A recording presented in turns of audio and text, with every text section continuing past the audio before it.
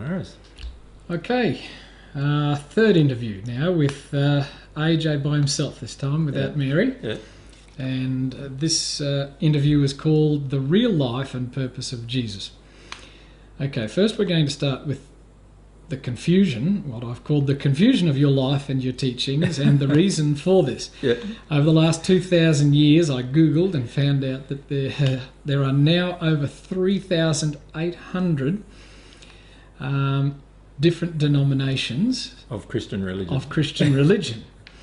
So it's apparent that there is a bit of confusion as to what is important. And disagreement. Yeah. And historically, sometimes their disagreements got quite intense. Yeah.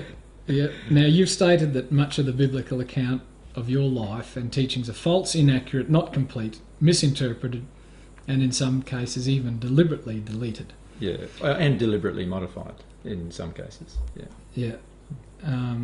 Now, I've said that probably the first attempt to get a consensus in the Christian world, as we know it, was the Council of Nicaea in 325 AD Yeah.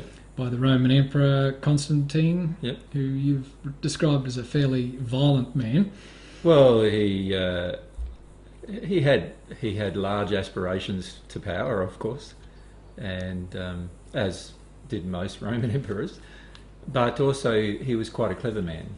So he could see that the fragmentation of the Roman Empire was not only just about secular issues, but also about religious issues. And so he wanted to pull the Roman Empire back into one empire, and he felt the way to do that is by unifying politics with religion. So he invited about 1,800 bishops from the Roman Empire. Yeah. And about 300 showed up. That's correct, yep. The rest were all upset with the whole concept. Yeah. So, of course, many of the ones who were upset with the whole concept never came, and therefore never got included in the final decisions. And even the end result was not what you'd call a democratic process. No, not at all. And in fact, many of the times there was quite strong bickering even amongst the final decision makers as to what they should include in the canon, the Bible canon, and also what they should include as to what are the primary doctrines of Christianity. So there was often quite a lot of discord and quite murderous intent at times between the people who were present. Yeah. Now, the main issue there seemed to be the divinity of Christ. Yes, a concept that had slowly developed after my death, because no one after my death could mirror my condition. And so they then started the concept among even just general Christians who followed the basic teachings of Christianity that I taught. They started to consider that perhaps it wasn't possible for the average person to ever become divine in the sense that I was teaching. And so what they finished up doing was modifying quite a number of the teachings to suit their new concept that it was impossible for them to become divine as I had encouraged them to become. So they started to infiltrate the teachings with these concepts that it wasn't, that there was something unique and special about myself that others could not mirror. And eventually that grew into, and there was also other issues of competition with other people who were the so-called gurus of different religions in times past. And they finished up amalgamating, in fact, many and absorbing many of the concepts that surrounded the legends about those particular people into my life. Yeah. Okay. Yeah. To create God on earth. Yeah. Was this to appease the Jews? Was this to get on side with the Jews? No, it was to relate to them? There was an attempt to appease almost every other religious faith. So, so not just the Jews, but also many of the teachings of Hinduism and Buddhism and other religions were all attempted to be incorporated, or the founders of such religions. I was compared to the founders of those religions. And when it was found my life was too ordinary, my life was then modified to suit to be competitive with the founders of those particular faiths. Okay, so even in 300 years, you had been elevated to a state of godlike status. Yeah, well, that occurred very shortly after my death, actually. So even in the first 100 years, this elevation of myself into sort of like a godlike state that then was unattainable by anyone else was something that was presumed and then got incorporated into the copyists' revisions of because of course the way the Bible was copied, all the manuscripts were copied at the time were by hand, and then the teachings of the copyist would often be reflected in the modification he would make to the text. He would say, "Oh, it couldn't say that because that doesn't make any sense to me." So he would put in a word or two here and there, and now it makes more sense to me. I can get that now. And then the next copyist would do the same, and the next copyist would do the same. And then, of course, there were many emotions involved for many of the so-called priesthood or the ministers of the faith that got incorporated into those copies. And by 300 years later, there was a gross distortion of what I really taught, incorporated into the so-called canon. Yeah. So there's synoptic gospels, as they're described, Yep. Matthew, Mark and Luke. Yep. They were written about 40 years after your death, is that correct? Yeah. Yeah. And John about 60 AD. Yeah. Which of those is possibly the more accurate? Well, they all contain inaccuracies, unfortunately, because what the way in which the original texts were actually quite accurate accounting. So for example, I only met Luke once in my life on earth, and he was only 6 years of age. So when Luke put together his gospel, he was actually going by first-hand interview experiences with other people who he went back to Israel to interview. And of course he had the first-hand account available of Mary, my partner, Mary Magdalene. So, because Mary, he married my daughter, Luke married my daughter Sarah. So he had the first-hand experience of my soulmate to get a lot of his material. So what he wrote was relatively accurate at the time. However, that also got distorted through this process of copying, revisionists and so forth. So what they originally wrote was quite accurate, but unfortunately, due to the changes that were made and so forth, by the time the Council of Nicaea came along, there were already quite a lot of strong distortions as well. And the three synoptic gospels, theologians have said that they're possibly, the three of them were copied from another source, which they call Q. Yeah, which is actually my soulmate. Explain. Well, Mary was still alive, and Mary was the person who knew the most about my teachings that I gave while I was on earth, but there were a lot of problems that the disciples around her had, actually exposing to the world that she was still alive, because the Roman army was still on the lookout for Mary. They wanted to kill her still. They wanted to kill my child, and so the disciples all were trying to keep Mary's identity and also safety in play constantly. And so what that meant was that Mary, who had the most widest knowledge of my life and also the greatest knowledge of myself and my own personality and so forth, knew these other disciples, of course, knew Matthew, knew Mark, and even knew Luke, because she was our son-in-law. And so all of these people could go back to Mary and actually get the material from her. Just verbally, did she write? Just verbally, yeah, Okay. just verbally, and get the material from her. And so that is the source, that it was the primary source of information after my death about my life and what actually did happen. Mary was the primary source. But of course that happened through a process of interviews and so forth with her, and you're spending time with her and finding out and so forth. How long did she actually live? She lived an additional nearly 30 years after my passing, and she was tortured to death by the Roman army, who eventually caught up with her in southern France, and she died in southern France. Yeah. And this as part of the persecution of Christians. No, more more a specific focus on finding my partner, the person who I was married to. Why did they have that issue when you were out of the way now? You weren't stirring up the pot. Well, what the original feeling was of the Sanhedrin was at the time of my passing was that if they killed me, then the whole movement would die off. Mm. And then after quite a number of years, it was quite evident that not only was the movement not dying off, but actually it was growing, and that eventually became quite a concern to the Roman power, the Roman world power at the time, and it was also quite a concern to the Jews. The Jews didn't want that happening either, and so there were quite a lot of cooperative efforts in order to find Mary. And to kill her, and also because it was rumoured that I'd had a child, there was these cooperative efforts also to find my children and kill them as well.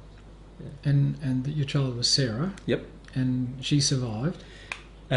She was born after I passed. Obviously, she was born in Egypt, and then shortly after her birth, they were forced to flee from Egypt.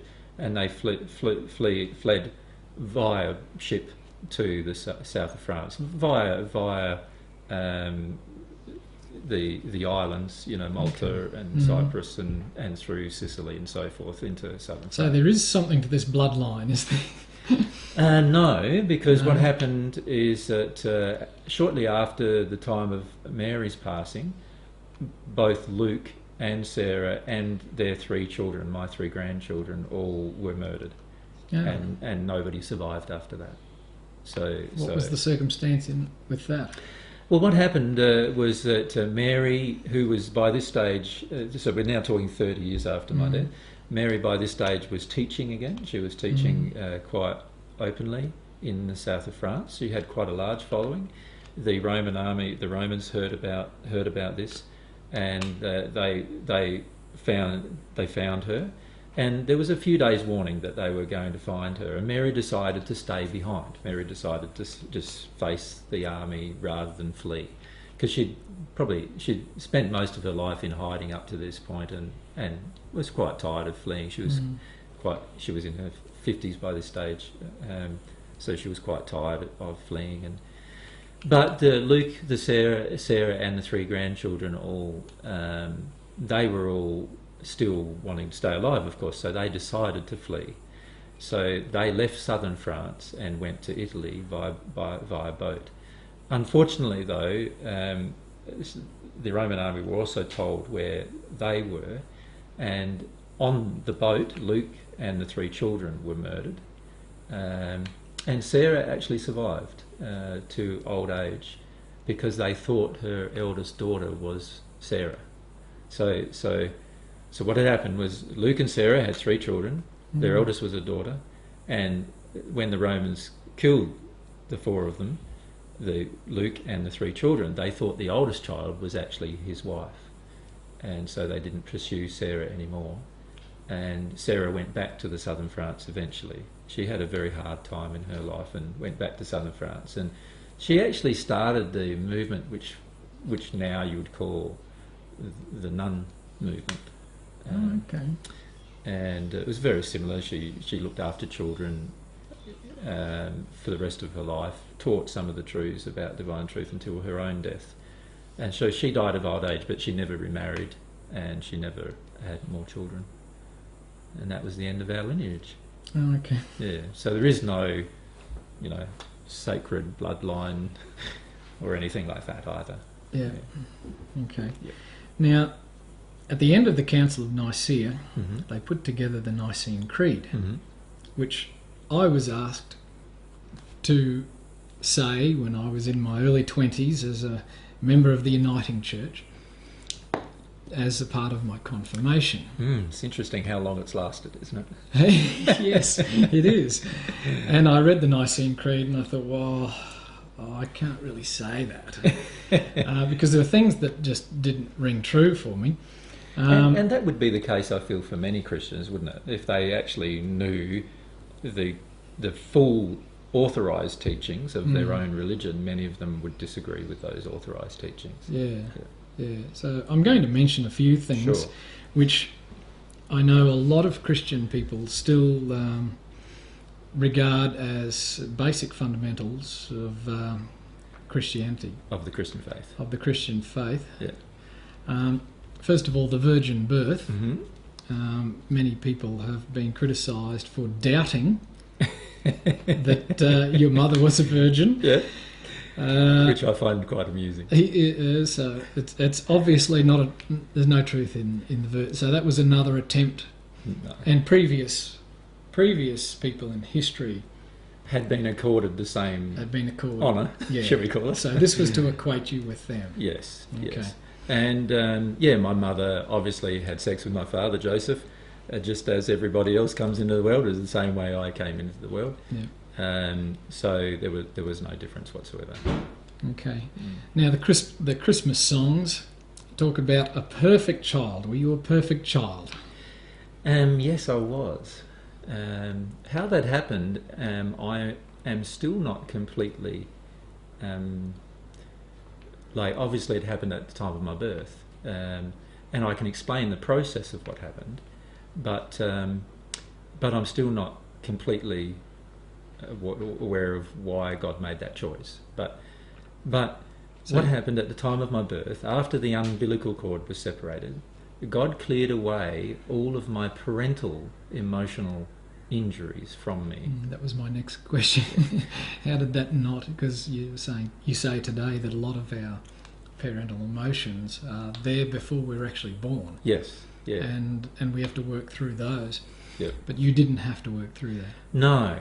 However, that didn't mean that I didn't have some stressful experiences through my life because of their law of attraction, my parents' law of attraction. In other words, their soul condition affected different experiences, which meant at times I was attacked and I was sometimes abused, sometimes beaten, sometimes other things would occur to me as well. But I didn't have a personal feeling that it was my fault in any way, or a poor sense of self-worth. So one of the things that happened from a very young age was that I had a good sense of my own worth or my own self. In fact, I had a much better sense of my own worth or self than I currently have with the injuries that I currently am still carrying.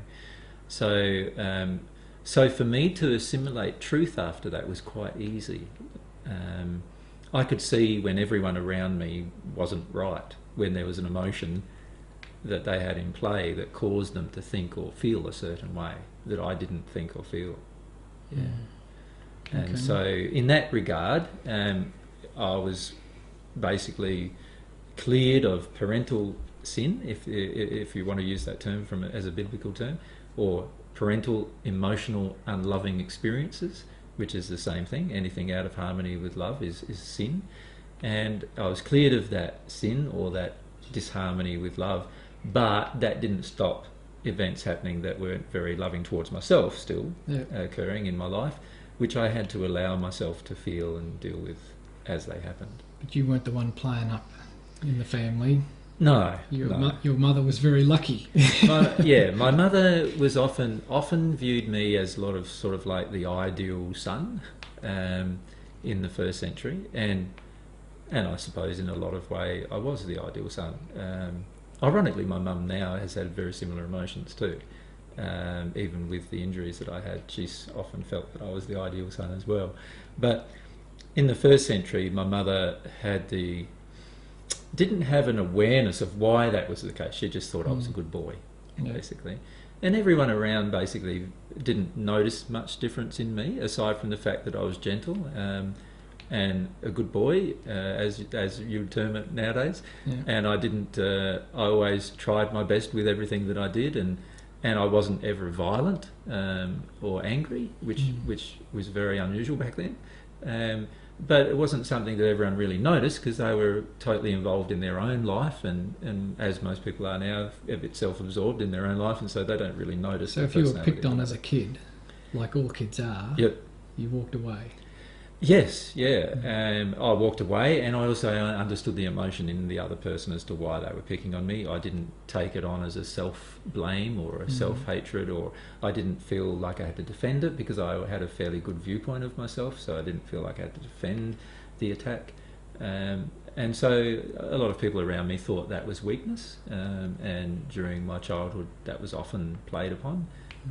They thought that because I was accepting of these particular things that they called that weak. My own father was often quite concerned about how weak I was, and he did certain things to toughen me up as a result. Yeah, didn't call you Sue or anything. Okay, yeah, Jesus was God incarnate, God walking with man on earth. Yeah, there is some truth in that, in the sense that when you become at one with God, God is able to transmit his feelings through you to others.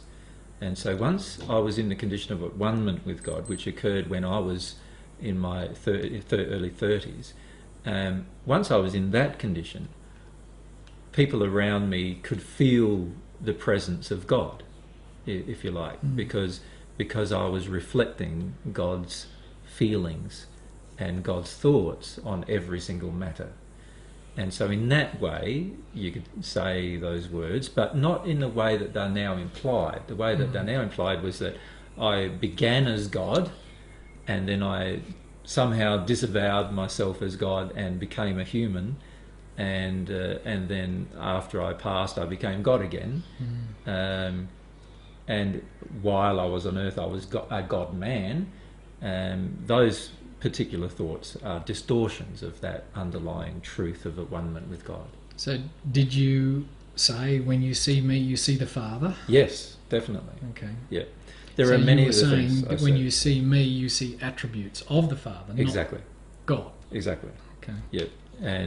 And what I was implying all the time was that if you became at one with God, you would reflect God's nature in all of your dealings with others.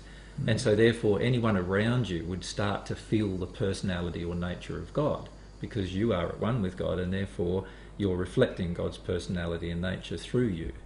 And so that's why I said also the words, you must become perfect as your Heavenly Father is perfect, because to become at one with God, you have to become perfect.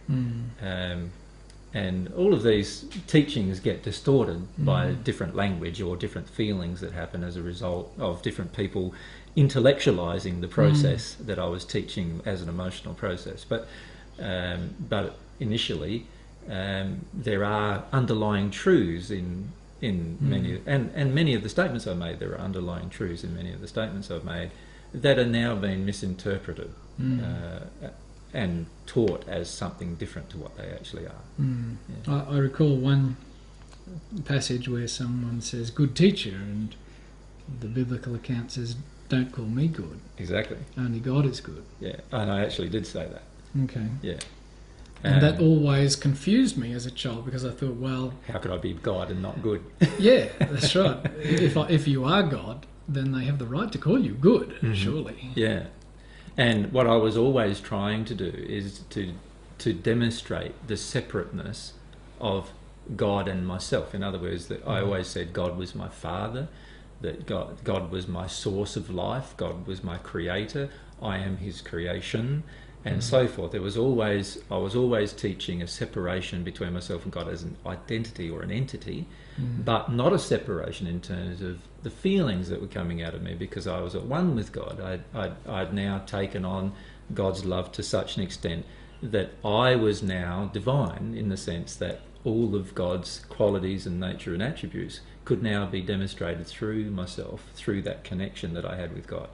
So, and it's the distortion of that understanding that has resulted in a lot of Christian teachings that are now false teachings. Now that's a major distortion.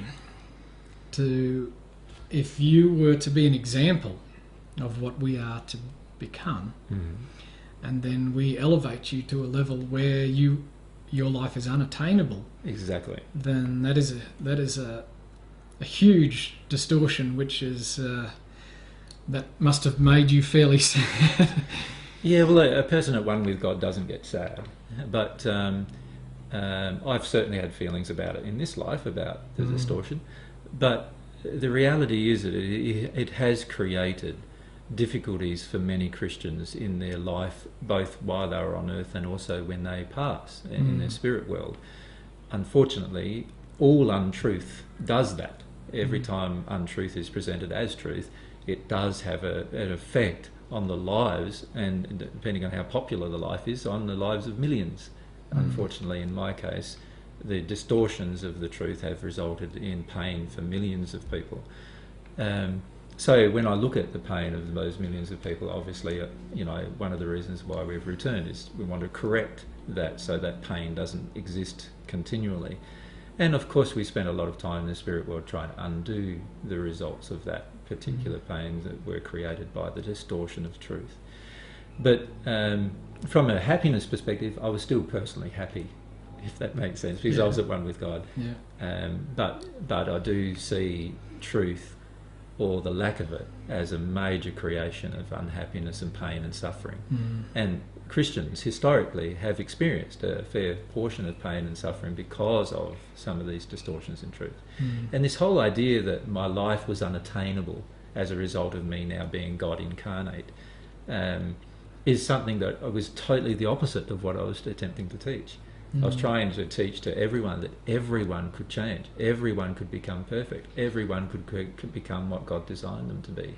Everyone could become at one with God and experience the happiness of that connection. And yet, one of the results of the teaching eventually, or the modifications of the teaching, has been that nobody can, because I was the only person who was perfect. And now Christians totally believe this. And the way you described that was to be born again, is it not? Yes.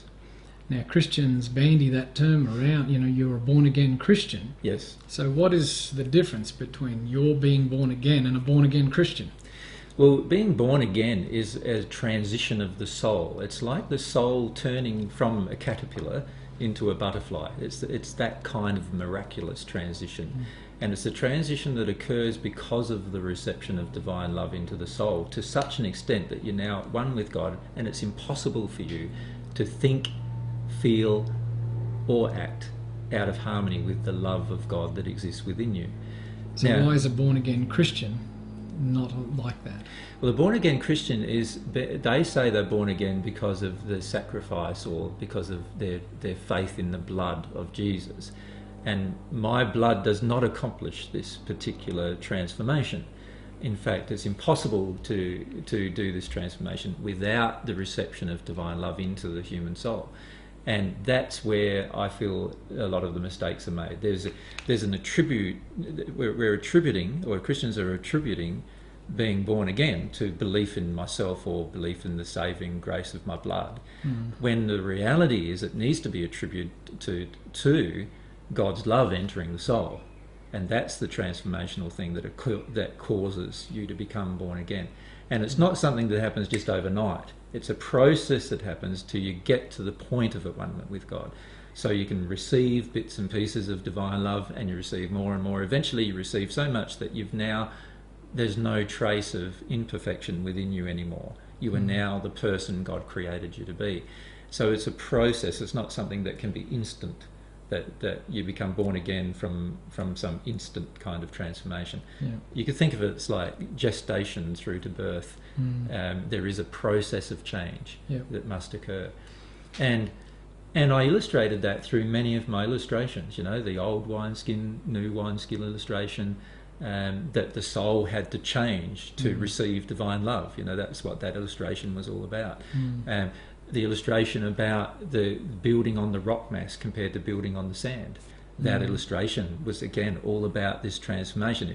If the sand was your own love, building on your own love, trying to change your own love, trying to do what you felt was right. Building on the rock mass was God's love entering the soul, create stability. You now have a firmness in you for truth and love, and eventually when you become at one with God, it's so stable nothing can shake it. And these illustrations were illustrations that I gave that are now misunderstood, but they were illustrations that I gave all trying to illustrate the point of the difference between developing natural love and developing by receiving God's love.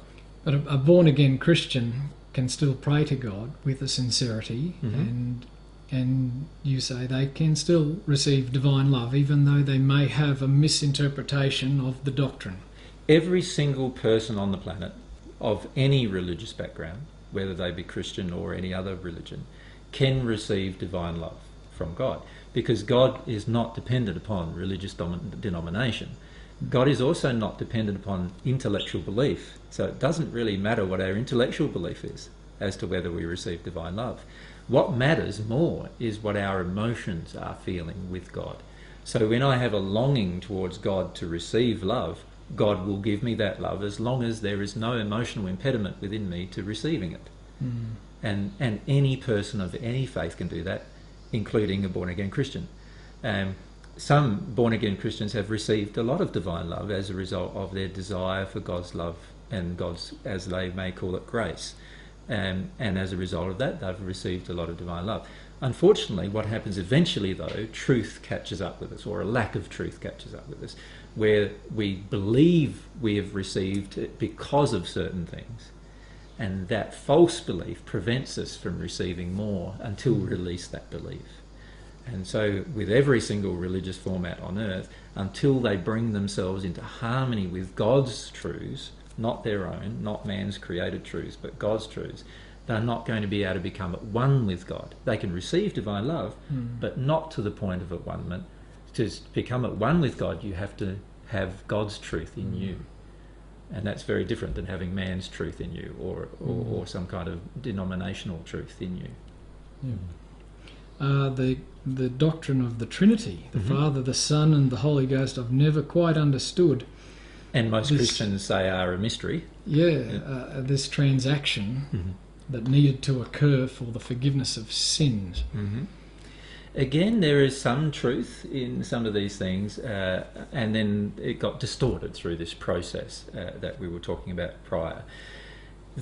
What the actual truth is, that there is God, the creator of the universe and the creator of love, and God has her own love to give all of her creations. Then there is myself, God's the first person who ever received God's love to the point of at one with God on this planet. So there's God and Jesus. We are separate entities, and in fact I will never ever become God. I can become like God because I'm receiving divine love from God to the point of at one with God, and even further than that, you can receive more and more divine love constantly through this relationship with God, and you get to the point where, because you're at one with God and have that God's thoughts on all matters, you're obviously in that place very, very clear about truth and what is true and what is not true. So that's a beautiful place to be in. But that's me, still a man, in this transformed place. So the man has now become the grub, if you like. The man has now become the butterfly or the divine angel through this process. That's still a separate entity to God. So there is no God the Son, God the Father. There is just God the Father. There is no God the Son. There is a Son who has become divine being through this process of receiving divine love. And the process via which he received divine love was through the connection with the Holy Spirit. Now the Holy Spirit is like a spirit, the Spirit of truth. In other words, while I am in a state of truth in comparison to God's truth, so it has to be God's truth, not man's truth, while I'm in a state of truth, I can receive love. When I'm out of harmony with truth, the connection between myself and God is broken. And the Holy Spirit is the connection, the physical connection that connects us with God if we're in a state of truth. And so it's not an entity, it's a force, or you could even more accurately say it's a conduit for the force of love. So, and that's why, and the reason why I called it the Holy Spirit was because anything to do with love is the most holy possible thing that you could consider. There are other spirits of God. There's a creative spirit of God. There's a wisdom, which is also a spirit of God, and so forth. But they are nothing in comparison to this Holy Spirit, which is the conduit of divine love. The only way in which a human soul can grow is by connecting to that conduit. Now, most Christians say that Jesus died for our sins. It's the first thing that someone who is knocking at your door will tell you. And yet my grandfather, who was a minister of religion, and quite a smart one, he told me that there is actually no reference in any of the Gospels as to you mentioning or connecting your death with the forgiveness of sins. Exactly. In So fact, you quite the never contrary. did it. You never did it, and it's not even in the Bible. That's correct. So why do we think that you died for our sins? Well, this is an emotion in mankind. They always want to make somebody else responsible for their badness. We always want to have somebody else be blamed for what I did wrong. And you see this happening all the time in mankind. So the ultimate of that is to get one man being responsible for all of the wrongs of all humanity. And it's just that, a scapegoat taken to that extension. Now, the reality is that it doesn't make any logical sense whatsoever. Firstly, my blood is a physical force, nothing to do with a spiritual matter. So how can blood actually save anybody? My blood now, if you look at the body that I had blood in 2,000 years ago, is now in trees, plants, and ground all through the Middle East, most probably, and yet it has had no effect on clearing away the sins of most of the people involved who even put faith in it. In the sense that almost everyone who say they have faith in my blood as the saving force, themselves continues to sin, which is proof in itself that my blood does nothing. If my blood did something, they would all no longer sin. So it makes no logical sense, and it also is not what I taught. In fact, I said that if you think about it, all of the gospel accounts refer to me teaching the truth about God's love entering the soul to this transformational point, which is the born again point. And I taught that before I died. I didn't say it was dependent upon my death. I said it was dependent upon listening to my words, which is very, very different. And this is, I feel, something that's a major distortion, again, of the truth. And unfortunately, it causes people to feel that they don't have to have any personal effort involved in the process of uniting with God. And that is a gross untruth. And unfortunately causes a lot of people to stagnate in their spiritual development. Now, I quoted this to a friend of mine in about 30 years ago, that that you never actually connected your death to the forgiveness of sins. He believed it, and he went away and he searched his Bible, and he came back and he said, here we go. It says here, John the Baptist, behold the Son of Man who has come to take away the sins of the earth. Which is exactly why I came. But it didn't say that my blood did it. No. It said, behold, the Son of Man has come to take away the sins of the earth, which is exactly a truth. The whole reason why I feel God began that process with me in the first century, and then I embraced it, because I had to actually take action to embrace the process of becoming at one with God, was so that everyone on earth was shown by God how to become at one with God, and therefore become sinless, therefore take away the sins of the earth. So the reality is, my life did demonstrate how to become at one with God, and therefore how to take away your sin, but it was just not through my death or my blood or my flesh dying that caused that transition.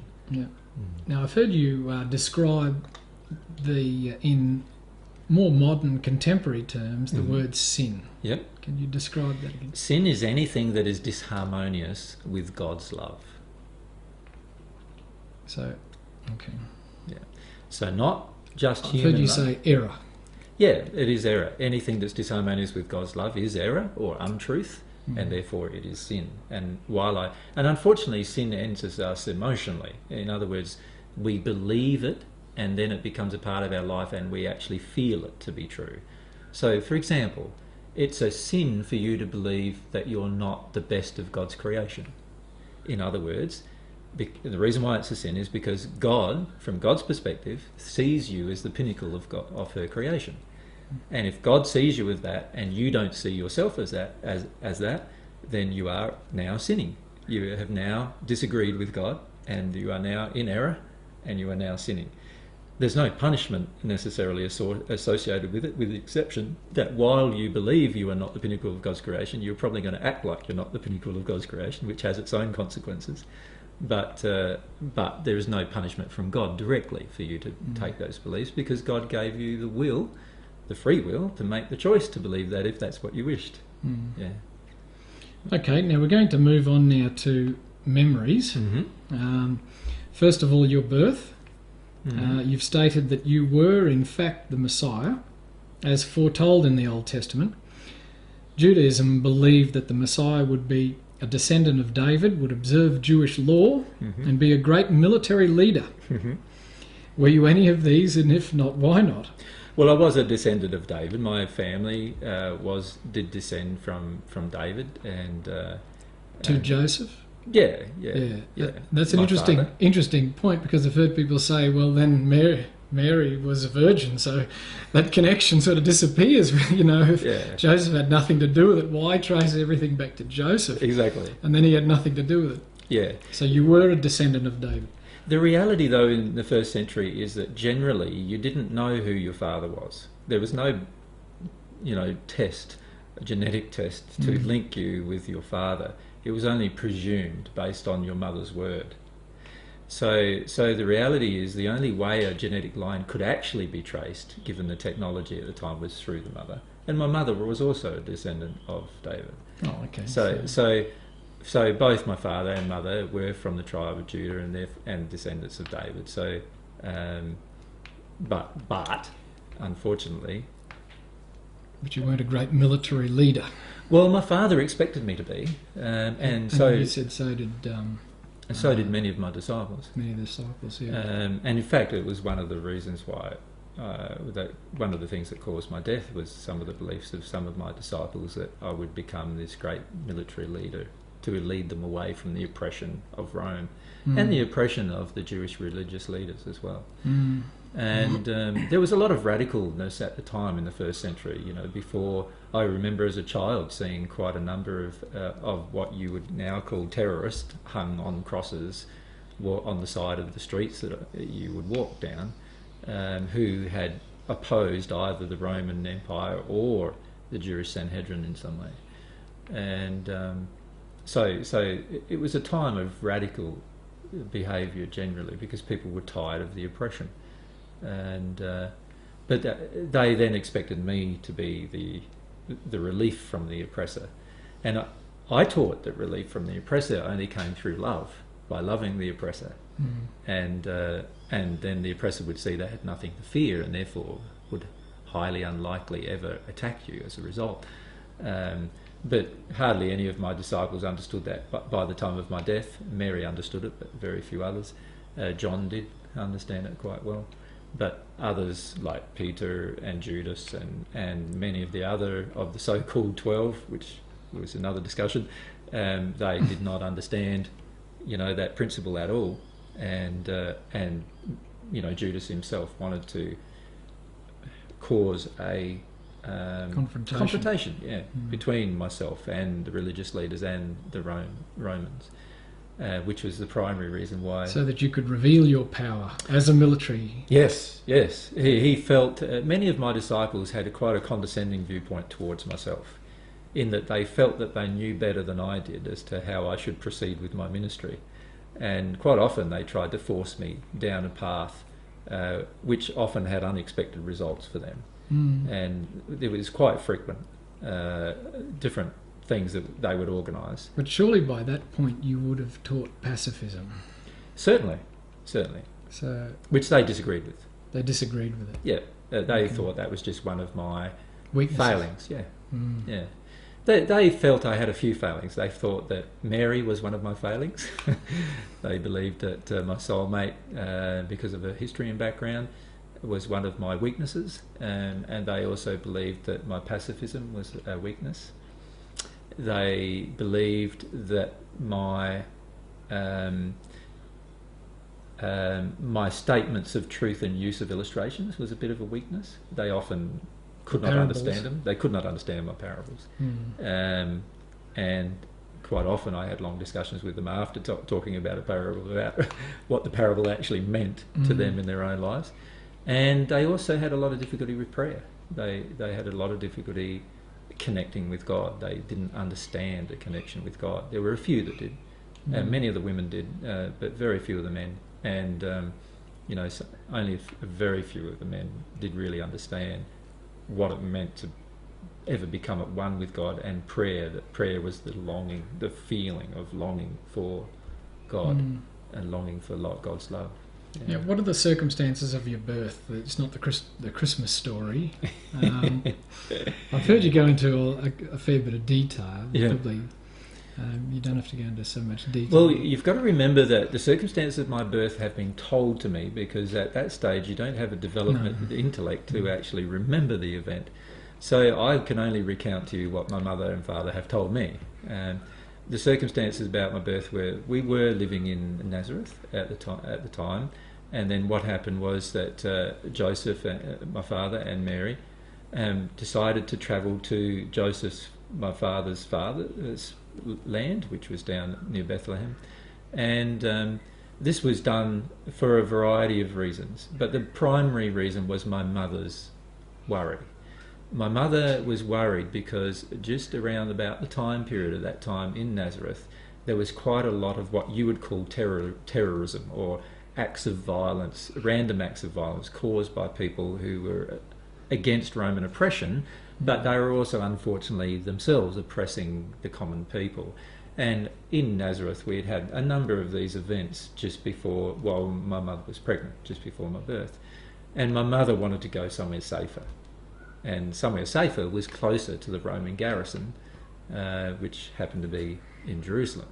Okay. So my father and my mother decided to travel to Bethlehem, and as it turned out, we rocked up there at night, just on dusk.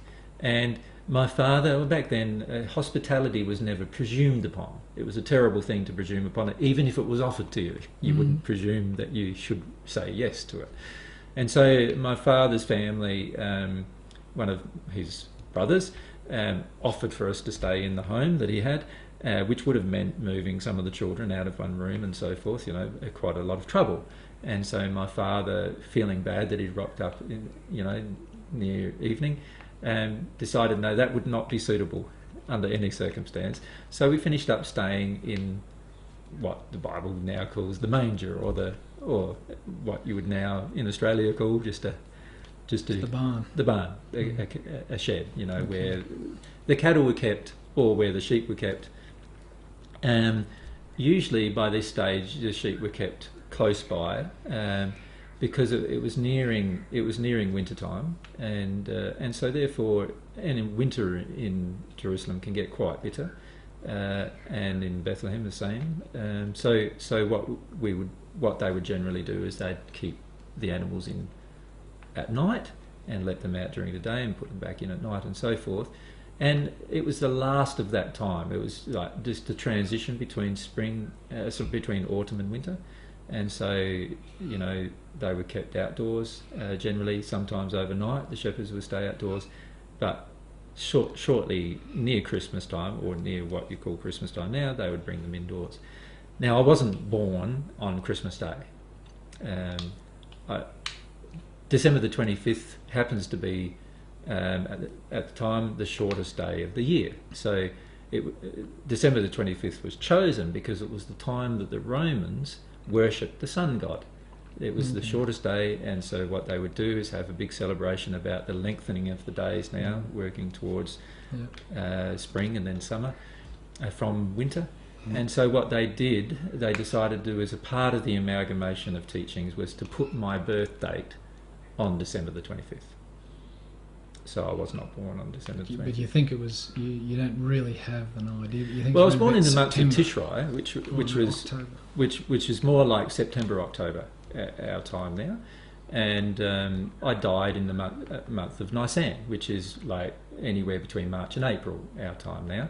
Remembering, of course, that we had lunar calendar, so not a solar calendar. And every 50th year we'd have a jubilee to catch up with the solar calendar. This was the way of the Jews. So to calculate it accurately in terms of my birthday is quite a complex mathematical calculation going back 2,000 years. Okay, now your early childhood, do you have any early childhood memories, like say up to the age of 10 or... Yeah, lots of early childhood memories. I can remember as a very young child, just a few years of age, playing on the side of the river. We lived... I suppose I should mention that... So you were near a river? Yeah, we moved to Egypt. That is an accurate thing that happened from our birth. So from my birth, the events of the Bible portrays in my birth, some are accurate but mistimed, and others are a bit inaccurate and embellished, is the best way to put it. So I did have three magi, or three astrologers, you would now probably call them, from the east come to visit me when I was around 2 and a bit months old, nearly 3 months old, and they did offer some gifts, nothing of substantial value, as the Bible would seem to imply at this point, but there was little trinkets, I suppose you would call them, that came. But they also came with the warning that, because they had actually visited Herod before they visited my father, and they said to Herod that we're looking for the Messiah, the King of the Jews, and Herod, of course, had a major issue with that. He was a despot, and violently so. He had no compunction to kill all of the members of his family in order to stay presiding as the ruler. And in fact, his whole desire was to have his entire family murdered at the time of his death, so that none of them could fight with each other to determine to become another Herod. That's one way. So he was quite a violent man, and he didn't really care. He was very concerned about the messianic prophecies. In fact, it was an obsession of his that he was concerned about them. And when these astrologers came to him, he obviously was very concerned, and so he tried to find out where they went to find myself and my father and my mother. And they warned my father about Herod's interest, and my father then also had quite a lot of feelings from the spirit world about our safety, which meant he decided that when I was around about 4 months of age, he decided to move to Egypt, and we went there on foot. Okay. Yeah. And so, remember, we've still got the house in Nazareth, which we hadn't visited all that time, and so we went to Egypt, and we lived in the Delta in Egypt, on the Nile Delta, as did millions of other Jews actually at the time. And there was a synagogue there. There was there's over 1 million other Jews in the city nearby us. My father practiced his artisanship, which was like a builder nowadays, and became quite wealthy through that process. But my father did some things with me. So I can remember playing as a young boy on the sides of the river, being fascinated in creation, having my father quite confused about my nature, because he at this stage felt I was the Messiah. But he thought I'd be some, warrior. He was trying to teach me to become a warrior, and I was very gentle. And the more he tried to teach me to become a warrior, the more gentle I became, which often infuriated him. And so he decided to educate me, which was something that he possibly would not have done if he didn't feel I was the Messiah. So I went to school from quite a young age in the first century. Were you a bright kid? Yeah, I was just pretty much as I am now, I suppose. So caught on pretty quickly with everything. I learnt to speak a few different languages in the process, and I also was fascinated with what you would call the prophetic books of the Old Testament, which were scrolls in our time. And from what age? Oh, from the age of 5. Yeah. So I was fascinated. I loved it. So I loved study. You didn't have to force me to go to school. Like, I'd be gone before Mum and Dad knew, pretty much. And we had usually 3 hours in the morning of it. And so what I did was I spent a lot of time talking to the synagogue the person who ran the synagogue, and with the other school students, which were all more, they were all more wealthy than my family, but so I finished up rubbing shoulders with wealthier children for a period of time. Yeah. Now, Luke mentions, Luke's the only gospel that mentions John the Baptist as a relative. You've said that he's a cousin of yours and that you were 6 months apart. Was he one of your childhood friends? Or? No, because I never met him until I was 12. Okay. So I didn't have that many friends when I was in Egypt because everyone thought I was too gentle by nature. I was a bit ridiculed because of being quite gentle. My father got quite concerned, and so when I was 7 years of age, he put me in a school with some Roman, what you would call now mercenaries, who ran a school to help people become military, like to train people in the military arts. So I was trained how to use a sword, and I was trained how to use all these different things, how to fight and so forth. And I was quite resistive to the process. And on top of that, they had women there that the school leaders would use as prostitutes, basically. And they often had daughters, which they usually incorporated the sons into the army, but any daughters those women had, they would use them as prostitutes as well, to train the children who were learning the military arts how to rape and pillage, basically. How did you react to all that?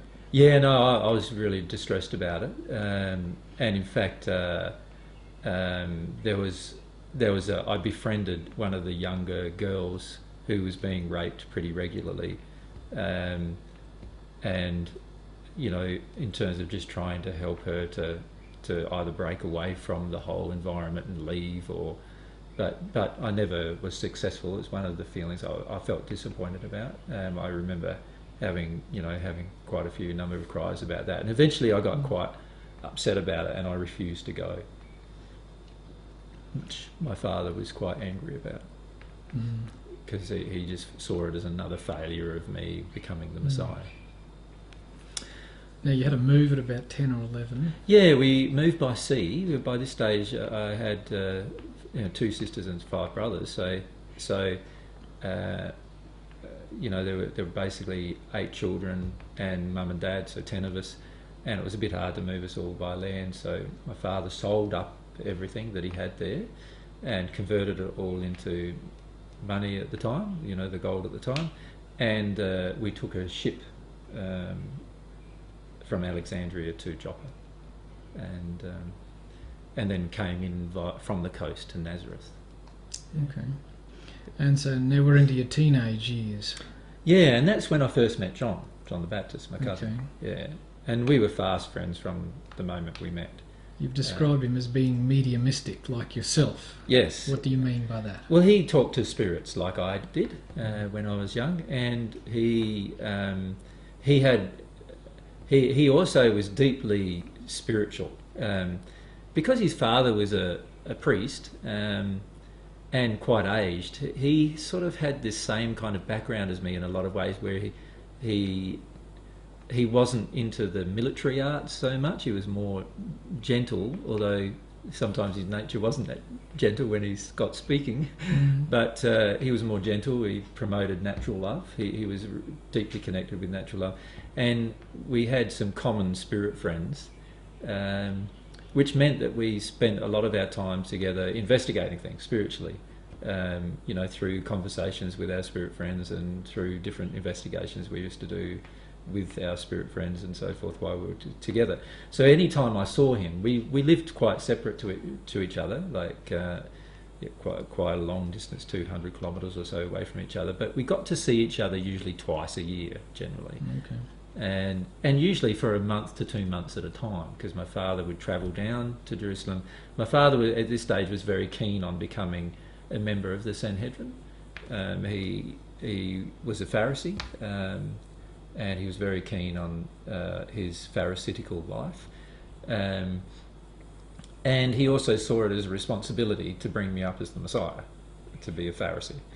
and so he attempted to inculcate most of the Pharisaic teachings to myself. And as a result of that, we went down to Jerusalem quite regularly, considering how difficult it was to go. And because my father by this stage had quite a thriving business, we had about 30 employees, he could afford to go for months at a time, and he had a good foreman, and he could afford to go for a month or a couple of months at a time. And eventually my father bought a house in Jerusalem that we could frequent between the two places. So John the Baptist being close by, a couple of kilometres from Jerusalem, we got to spend lots of time together during those, 4 months of the year. And he had some sort of vibe that you were destined for something? Well, the spirits with him were telling him the same things that they were telling me, of course, but that was a bit later when we spent time apart. They would talk to him about my role, what would be my future role, and so forth. And so he would relate those things back to me sometimes, or to other people. And when he started his ministry, he used to relate those things quite frequently. So how old were you when you had this realisation that, or definite realisation that you were the Messiah and that you had a role to play? Or Well, my father had always told me that I was the Messiah, and I didn't believe him. My readings of the prophecies were all about love. Every time I read them, I could see that God was trying to teach humankind about love, about softening their heart, not hardening their heart, not being violent, being gentle, having morality, having a connection with truth. And some of the prophetic books really interested me. The book of Hosea really interested me because it illustrates the forgiveness process. And these kind of principles so I read into the prophetic books a lot different sort of things than what the average priest or synagogue leader would actually read into them. And so I started to see everything as a love-based thing. So by the time I was 14 or 15, I realised that the Messiah was coming, and I had a very strong feeling that Messiah was coming. The prophetic books of Daniel pointed to the time period I was living in as the time period of the Messiah. And so I then started looking for the Messiah. I didn't assume it was myself. I started looking for the Messiah, in others. So when any religious leader would pop up who seemed to gather a following, I would investigate their teachings and so forth, and see, whether they knew about love, which was what I felt was the mark of the Messiah. And sooner or later, it became very clear that they didn't know about love. And so, I'd give up the search for that particular person and see until another person came along. And I continued doing that until I was around 19 years of age. And then you went, uh-oh.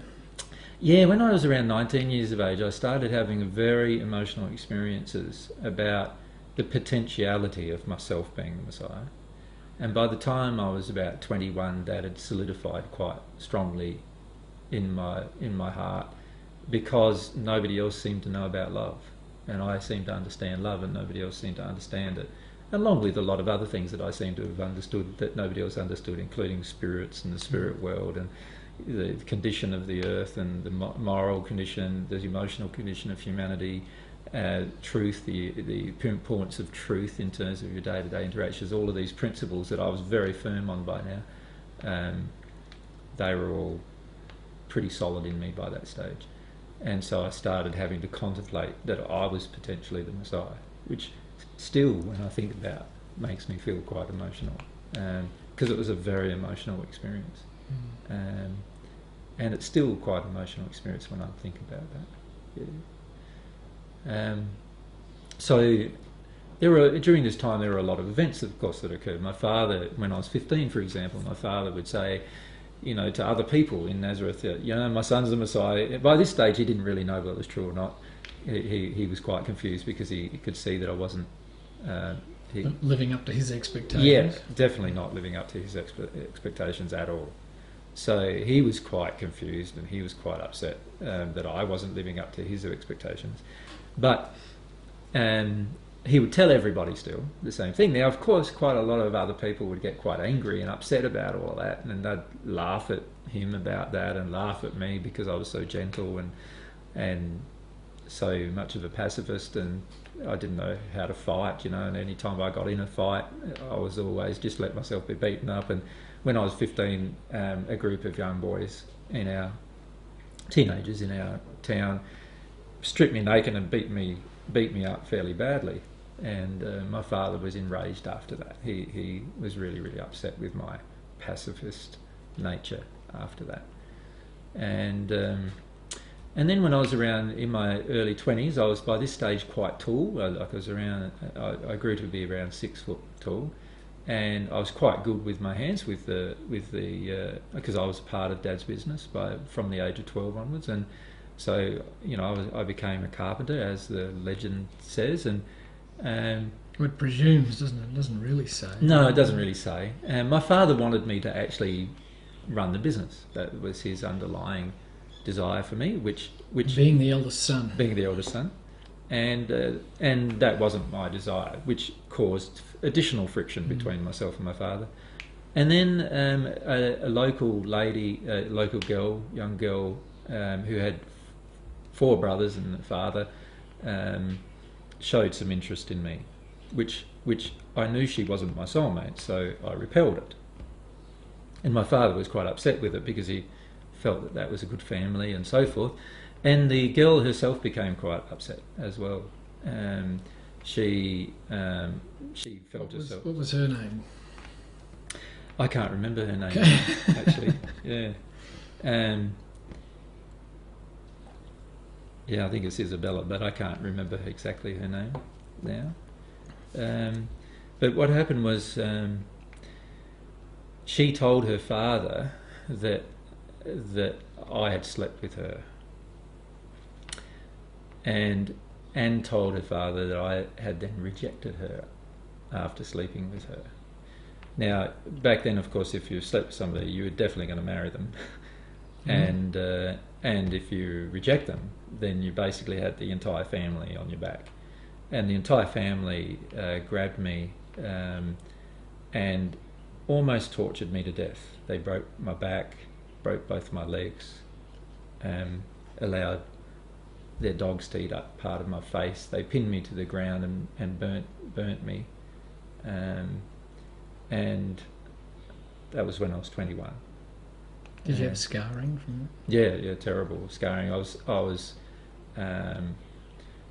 for 3 months I couldn't walk at all, and I was just laid in bed.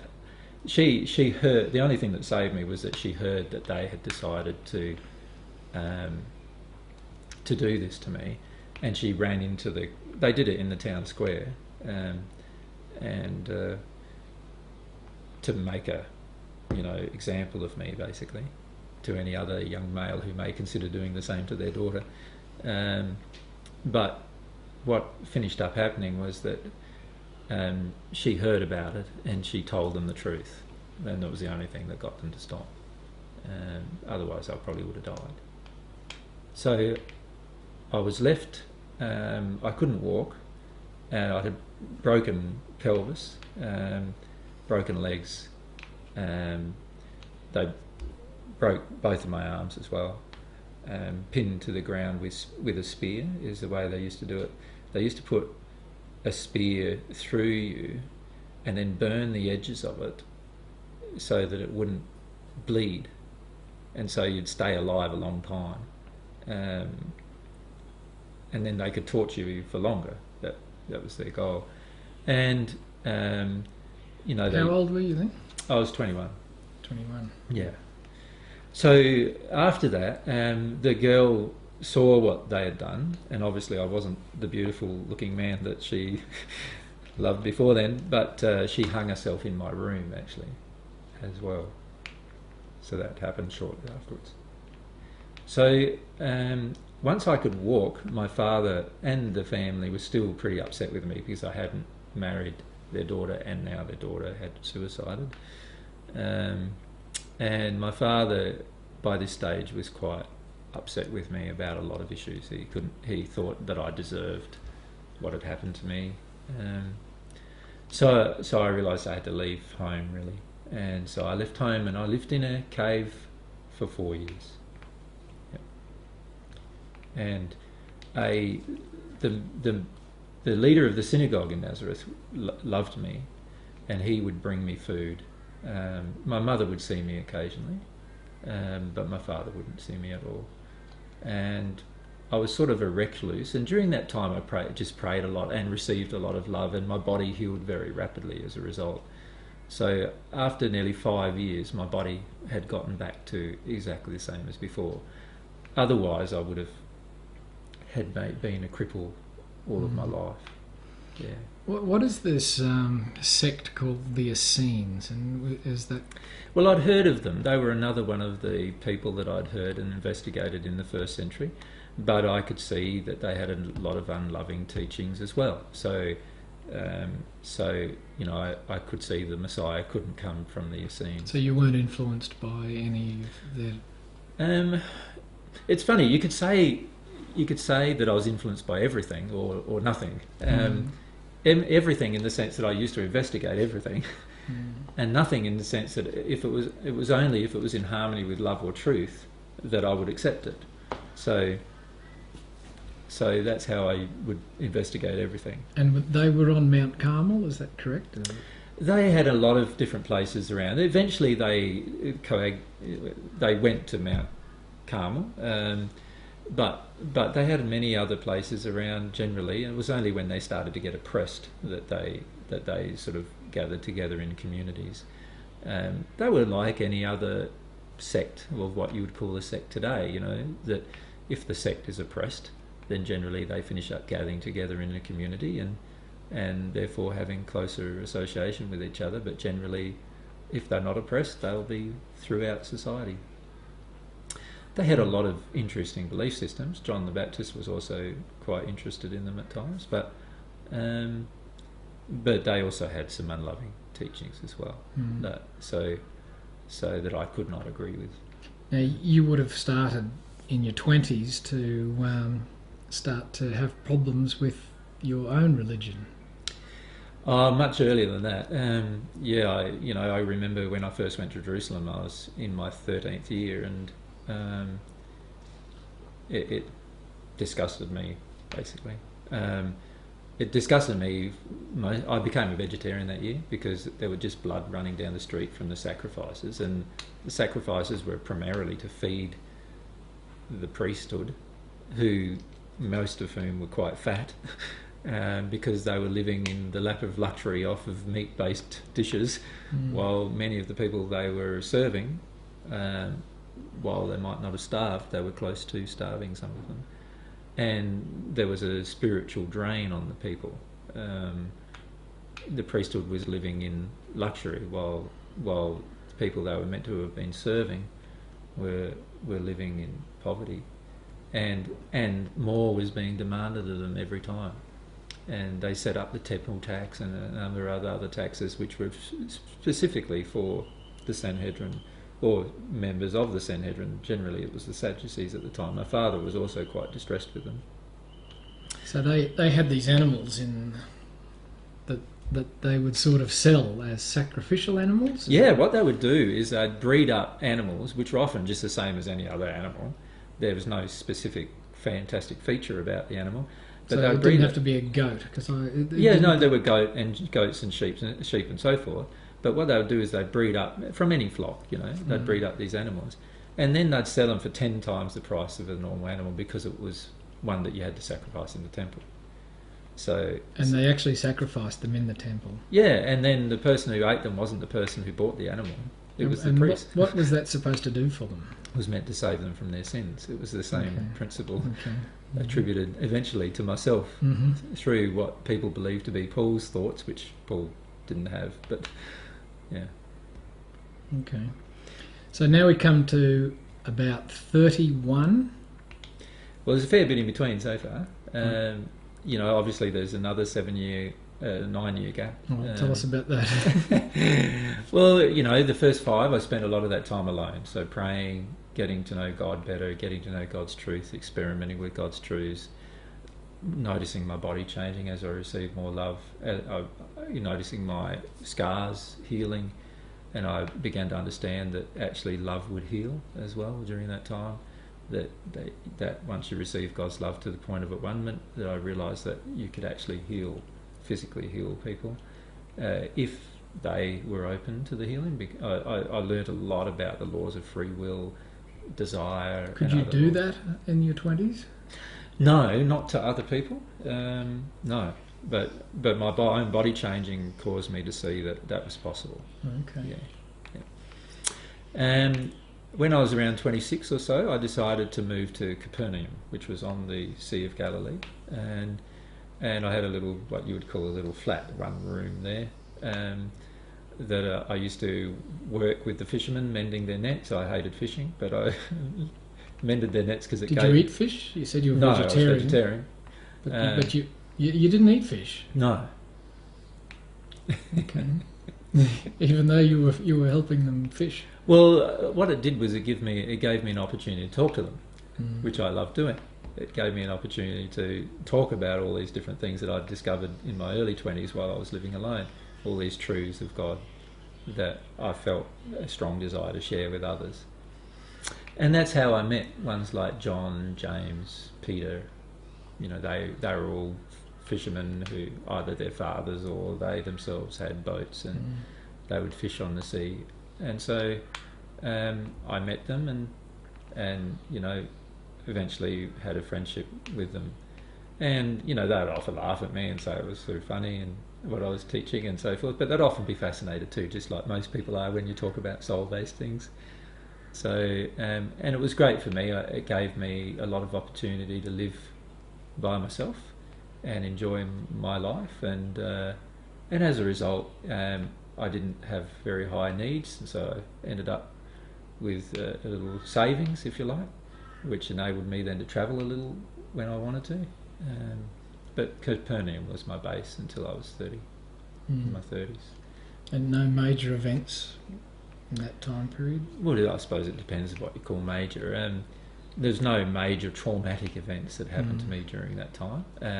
By this stage, I developed another friendship with the local synagogue attendant there, and so I spent a lot of time in the synagogue and just again reading the books. That's were the only places where the prophecies were available. I found that every time I read the prophecies, I had this tingling sensation going through me.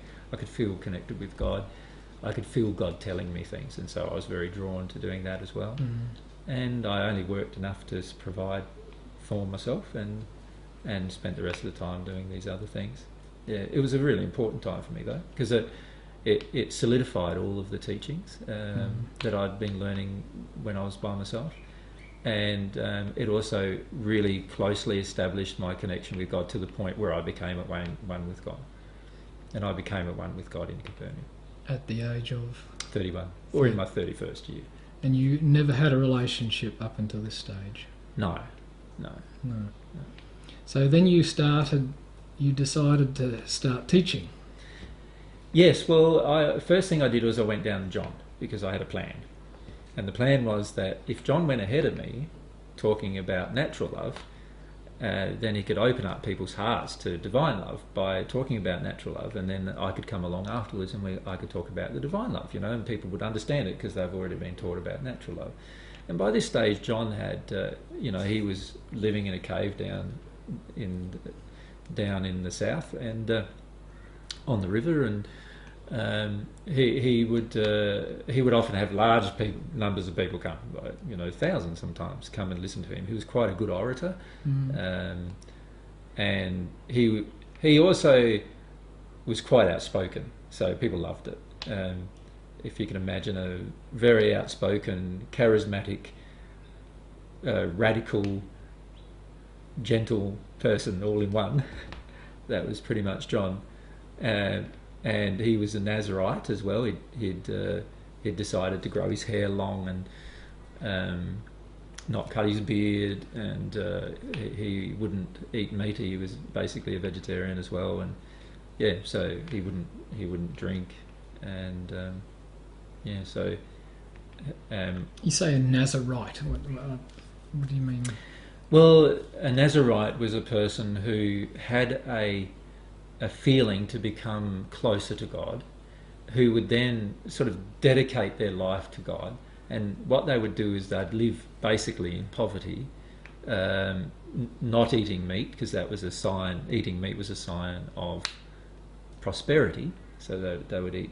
So you didn't become a vegetarian because of any other reason, any moral reason other than eating meat would have been a sign of prosperity. And but he also found that when he didn't eat meat, he was closer to the spirits who he was channeling. And quite often Elijah would come and speak through him. So that's why he was such an excellent, he was listened to frequently. And many people started to feel he was Elijah or Elisha come back again, because often he would be channeling those men. Yeah. Was that a belief in reincarnation at the time? No, there were. It was a sort of. It was sort of like coming back. There wasn't really any firm awareness of how that might have occurred. Okay. I suppose you would call it a flow over from some of the Hindu teachings and Buddhist teachings, but which by that stage hadn't been firmly designed either. There was just this loose idea that used to have of when a person died and breathed out their air, that was their last breath, and because people could feel the spirit of the person leave, they believed it had to go somewhere, and most of them believed that it just entered another child, just being born, and then that's how they believed some of them, not the Jews themselves, but some others believed reincarnation, what you would call reincarnation now. Reincarnation, as it is taught now, has been a very slowly developing idea over thousands of years. Yeah. Yeah. Now, when you reached at one with God, was this is when you got baptised by John? Well, I actually reached at one with God when I was in Capernaum, but I decided to travel down to John and to actually be baptised in the Jordan. What was the signal that you got that you now I'm here now? I've reached this level. What gave you that idea? Well, when you're at one with God, you no longer have any unhappy thought or feeling inside of yourself. You can feel a permanent connection with God. You can feel God's energy, if you like, or love coming through you with everything that you do. It's a major transition which you definitely know as a truth has occurred. It's not something that's obscure or it's not. It's a very definite transition that occurs inside of the human soul. And you say this also gave you knowledge as well. Additional knowledge to what I'd already developed, certainly. Because now you're at one with God, all of God's knowledge on any subject can flow to you as long as you ask or have a desire to receive it. So it depends on your will. But I started receiving lots and lots of knowledge about all sorts of things. And I could understand how everything worked. So when you first started teaching, were your audiences small? Well, what happened was we got together, John and I, after my baptism, what you'd call my baptism. John and I got together and we decided that if he went ahead of me and talked about natural love and getting people to repent, to turn around from their sins or turn towards God, and then I went after him and I talked about the principles, the laws of love, divine love, that it would make it easier to actually teach the truth to others. And so basically, John's audiences often turned up at my gatherings because of at John's urging. And he would say things like, "One is coming, who is coming after me. He will tell you these things that I do not know," and things like that. So he would indicate that there was somebody, because there was a lot of things that I tried to explain to John that he didn't understand either, about love and about truth and about free will and other principles that he didn't understand because he hadn't received the love to understand it. So for the first 6 months of my ministry, that basically happened until John was captured by Herod. And that biblical account is correct? Pretty accurate, yeah. John... it was Herod's wife who... was it? Or sort of stepdaughter, yeah, who really who did the dancing, and his wife asked for his head, and his wife was really annoyed with John, really angry with John, because John had very outspokenly, and I talked to him about it a lot of times, I said, why are you worried about this man and his personal relationship with this woman? And John was just really upset about it. And so John used to get very outspoken about Herod's relationship with his wife, which was actually an adulterous, under the terms of Judaism, an adulterous relationship. So John would rave on about it. And eventually Herod's wife, Herod didn't care less. He'd been accused of adultery many times previous. But Herod's wife got sick of it. And so Herod's wife really instigated John's capture. And John's capture was even interesting because Herod didn't have jurisdiction where John currently was, because it was across the Jordan, and so Herod sent a group of his personal guard dressed up in plain clothes, if you like, nabbed John from one side of the Jordan, took him to the other side, and then they got dressed and captured him and took him back, and then threw him in prison. So you witnessed all of this? I didn't witness it. I was told it by John's followers. Yeah. Oh, okay. Yeah, I didn't witness it. Yeah, because we were at this stage talking in different locations. Well, that must have upset you a fair bit at the time. No, I thought it was predictable. I thought it was going to happen because of John's complete disregard to my advice to stop talking about it and stop involving himself in Herod's life. And John just couldn't let it go. And I just thought sooner or later there would be some pretty negative consequences happen. We were both aware too of negative spirits, dark spirits around us who would often instigate things and against us. And I'd often talk to John, look, all you're doing is playing into their hands, And as it turned out, that's what happened. So I wasn't saddened by it. It was a fairly predictable event from my perspective.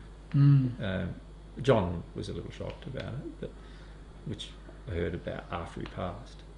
Because when John passed, he came and talked to me straight away, pretty much, and told me all the events. And Okay, now, was this before you started your teaching? No, this was like 6 months into it. 6 months into it. So you had a bit of a following by this stage.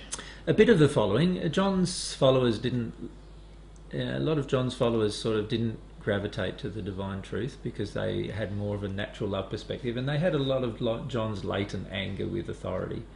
So that's what attracted them to John, and that's why the Romans were and the Jewish Sanhedrin was a little concerned with John, because they thought that he would eventually become a radical, not understanding that he was also a pacifist.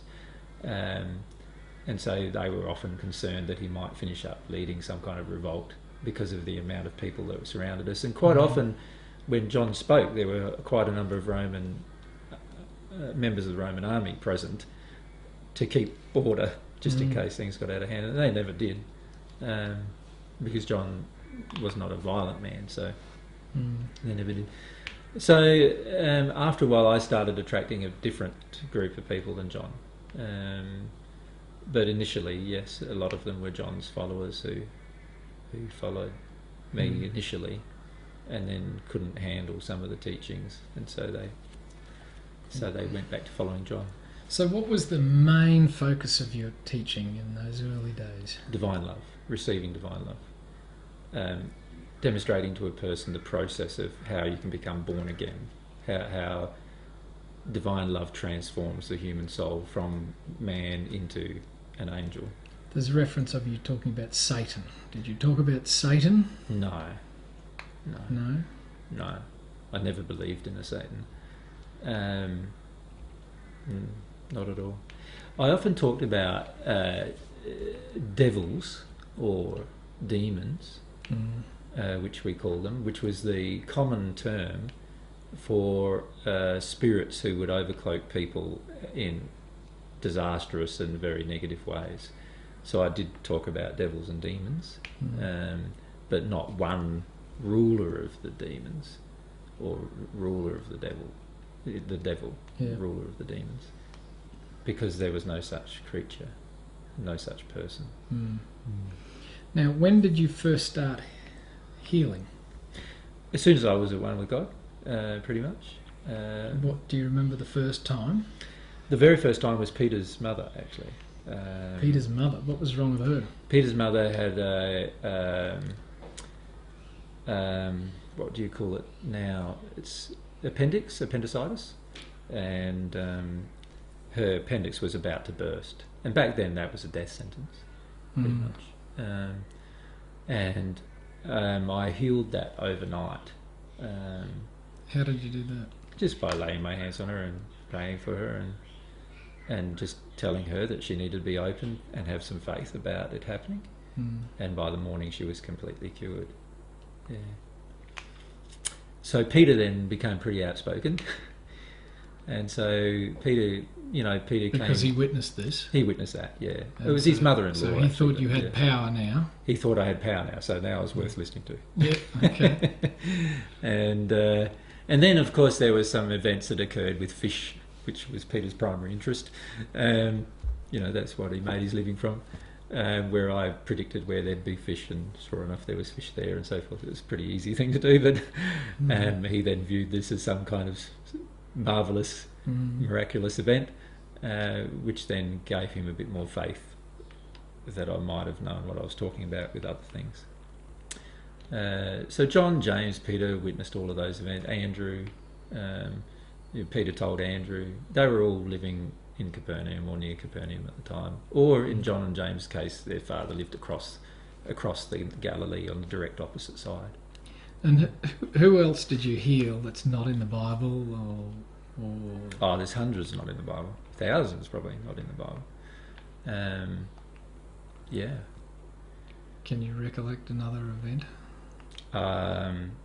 Well, all events had similar flavours where they were basically a combination of different things that have occurred to the person. Generally, it was either a spirit overcloaking that had caused the person's body to degrade in a certain location where the spirit was connected to the body due to the emotion, and once I removed the spirit, and I could heal the actual location, and the person was cured basically instantly.